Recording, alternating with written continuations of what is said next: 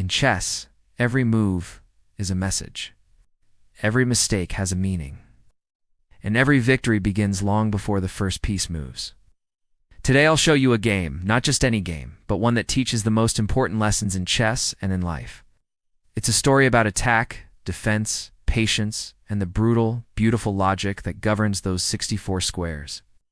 Stay with me, because what you're about to see goes far beyond a simple board game. This is a masterclass in strategy, told through one unforgettable battle. He was a young player, talented, eager, but impatient. You know, the kind of player who sees the board not as a puzzle but as a battlefield waiting for a hero. He loved attacking, launching his pieces forward like a cavalry charge. He craved the thrill of the hunt, the checkmate, the quick, decisive victory. But he hated waiting. And in chess, as you're about to see, impatience is the first and most cunning enemy. He believed that moving forward was always the right direction, that aggression was a sign of strength. He hadn't yet learned that true strength often lies in the moves you don't make. His eagerness to win was so strong that it blinded him to the quiet threats brewing just beneath the surface. He saw his opponent as just an obstacle to be overcome, not a teacher with a lesson to give. Across the board sat his opponent, quiet, calm, unreadable. He didn't look dangerous. He didn't look brilliant. He wasn't making any grand gestures or showing any signs of intimidation. He just sat there, a portrait of stillness.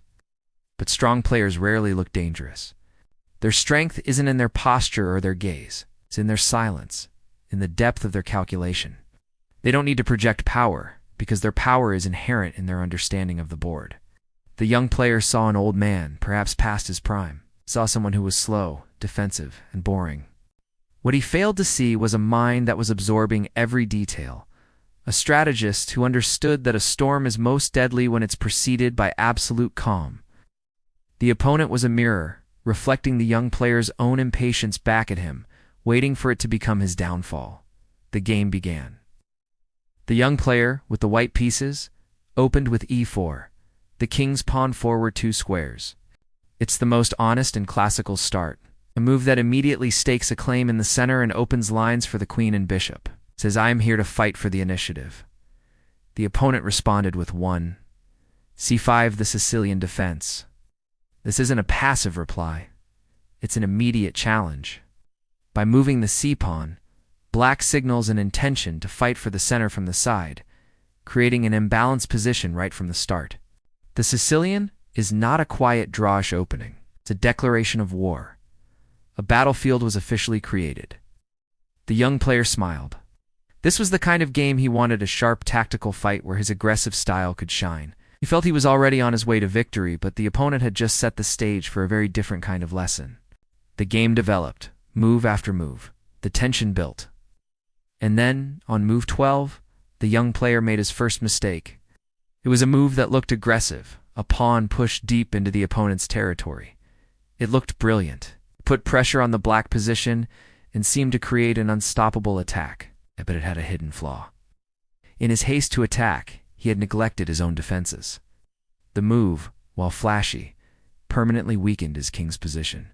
In chess, the move you think is brilliant is often the one your opponent was waiting for. It's the move that overextends your resources, the move that creates a weakness you can't see. The young player felt a surge of confidence, believing he had seized the initiative. He didn't realize he had just walked directly into his opponent's plan. And what did the opponent do? Did he attack immediately? No, he waited. He saw the weakness, the tiny crack in the white position, and he didn't rush. He simply continued to improve his pieces. He brought a knight to a better square. He tucked his king away safely. He connected his rooks. Each move was quiet, unassuming, but together they were like a boa constrictor, slowly tightening its grip. He was increasing the pressure bit by bit, making the young player's mistake more and more significant with every turn. And then, the trap. It wasn't a flashy queen sacrifice or a thunderous rook check. It was a quiet move, simple knight step to the edge of the board. A move so subtle, the young player almost missed it. But it changed everything. That one quiet move sealed off the escape squares for the white king and prepared a devastating discovery. The young player stared at the board. Suddenly, the position didn't look so good anymore. He realized it too late. His king, once thought to be safe behind a wall of pawns, was now terribly exposed. His center, which he thought he controlled, was weak and about to crumble. And his opponent's pieces, which seemed so passive just a few moves ago, were now buzzing with activity, all pointed directly at his king. The collapse was swift and brutal. Moves came fast. Checks, forks, pins. Every piece in the opponent's army seemed to be working in perfect harmony. The young player tried to defend, to plug the holes, but it was like trying to stop a flood with his bare hands. One mistake didn't lose the game, but it invited every other mistake to join the party. His aggressive pawn push now looked foolish, a monument to his own impatience. And then came the finishing blow, sacrifice. The opponent offered up his rook, a move that, to an untrained eye, would seem insane. Giving away one of your most powerful pieces for what looked like nothing. But it wasn't insane. It was calculated to perfection. The young player had no choice but to accept the sacrifice. By taking the rook, his king was driven out from its hiding place, forced into the open, right into the center of the board. And there, surrounded by enemy pieces, it was helpless. A knight check, a bishop joining the attack, and finally, queen delivering the final, inescapable blow. Checkmate, in the middle of the board. The ultimate humiliation, a testament to a perfectly executed plan. When they shook hands, the young player wasn't upset. He wasn't angry. He was inspired. He looked at the final position on the board, at his king stranded and defeated in the center, and he finally understood. Chess isn't about fast moves. It's about right moves. It's not just about attacking.